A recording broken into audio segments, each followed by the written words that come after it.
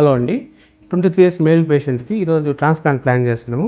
యాక్చువల్‌గా చాలా ఎక్కువగా హెయిర్ లాస్ ఉంది. సో 2 డేస్ సర్జరీస్ ప్లాన్ చేస్తున్నామండి. ఈ లేజర్ లైట్‌తో మార్కింగ్ చేసుకొని సో హెయిర్ లైన్ ఎంతవరకు ఇవ్వాలనేది ఆల్రెడీ మార్క్ చేసి పెట్టుకున్నాం. సో ఈ ఏరియా మొత్తం థిక్‌గా ఇచ్చి ఫ్రంట్ లైన్ థిక్‌గా ఇచ్చి మిడిల్‌లో ఎంత పాసిబుల్ అయితే అంతవరకు ఇస్తాం.